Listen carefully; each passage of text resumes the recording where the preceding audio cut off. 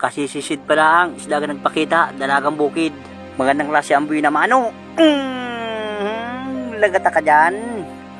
Meron pa akong nakita mga kapaders na ito. May isang dalagang bukid pa, ikasa ko muna ang pana.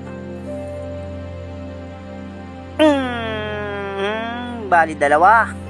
Parehas na huli. Salamat uli Lord, kwartang linaw na. Panibagong spot ito aming pinuntahan. Na ito, lapu-lapu. Wow, malaki. Sisiguraduhin ko. Uy, pumihit mga kapaders. Lagata ka din dyan. Kwarta na. Ayos na itong dagdagan naman. Magandang baro ating napuntahan ngayon. At na ito pa, nukos. Pang ulam. Mamaya sigurado ito, kapag tayo nagluto, ating isama sa isdang sinabawan, ay nalagpang itim na. Hindi mo nawakain ng ganito mga kapaders, at kinakabaga tayo ng tiyan. Parang nanibago aking sikmura na naman. Hamal yang walang masarap na pang ulam.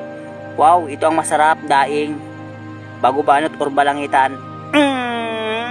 Yun. Hindi nakasuot yung buntot. Asan kayong kasamahan ko? Si Kadebs Rico at saka si Busay Vlog mga kapaders, isa. Ay, nabituhan ko pa yung pana. Naroon na sumuta sa butas. Ay, nakabunot na. Hamal yan. Sayang pa, tapang ulam na. Sayang balanggitan, hindi ko nakuha. Eto, bukawin. Nagkakain ng dahon ng kulapo. Patabangan ng isda mga kapaders. Sagana pa sa pagkain dahil makapal pa ang kulapo. Pero yung iba dito manipis na. Pwede nang tsaga-tsagaan. Abante tayo. Wow, lapu-lapo. Wala sa butas, nakalabas lang. Kaya magandang panain mga kapaders. Bulit maamo pang isda dito. Di ba kasi nung kalaki ng sikat ng buwan, pero may liwanag na rin.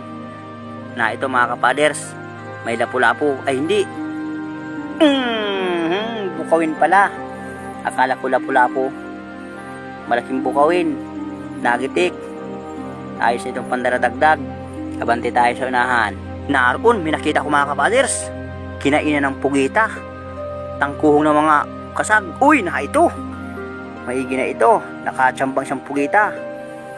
Yung kasamahan ko malayo. Ako nang kikilit ito mga kapaders. Dadandahanin ko laang. At yung paano ko may sima. Lumabas ka na dyan. Butit mabo ang butas. Andito mga kapaders. Ayun na, lalabas na. Ay, bumalik. Konting kiliti pa. Yun. Lumabas ka na, parang malaki. Wow, laki nga mga kapaders. Medium na ito sa estimate ko. Yun. Yun, namuti din. Ang kabak na ulo. Salamat Lord. Sigurado na nito ang pambigas. Dito sa amin, kapag medium pala, ang kuha ng buyer, 190 ang kilo. Na ito pa sa limang kulapo, mayroong lapu-lapo, liglig.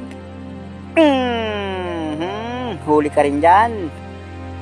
Unti-unti na nagpapakita ang panain dito. Sa parting malapit lang ito mga kapaders. At medyo malakas-lakas ang habagat. Mahirap magparalayo. Taiwan ang papatakan.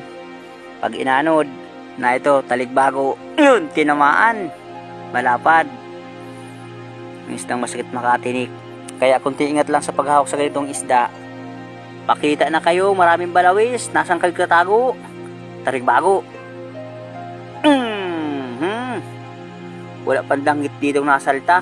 Manipis na lamang ang kulapo dito sa bahura. Wala pang nasaltang danggit. Kunting hintela ang tayo. Yan nga ang kasabihan, kapag umihintay may darating. Oy, ikaw pa.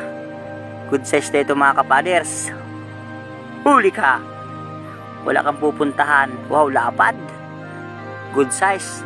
Mga 300 grams. Sa estimate ko mga kapaders. 800 ang kilo. Kuha ng buyer. Abante tayo. Pakita pa. Uy, na ito pa. Paro. Nasaan kayang kasamahan ito? Pakita sana. Alisin ko na sa pana mga kapaders. Tayo mag-abante. Dito. Lapu-lapu. Liglig na naman. Lapu-lapu nga pala mga kapaders. Nagtatanong sa akin dyan kung magkano bintahan dito. Dito sa amin, nabintahan ng lapu-lapu 180. Mura sa amin ang isda dito mga kapaders. Na ito pa. Sibungin. Kung di ko pa napansin ang ulo, hindi ko pa makikita.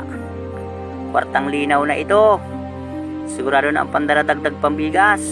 Balagdagan pa sana ito. Abante tayo. Na ito sa ilalim. Para hara ka dyan. Gila-gila. Bibiya. Ang isdang lipstickan. Tibos. Masarap itong pang-ihaw.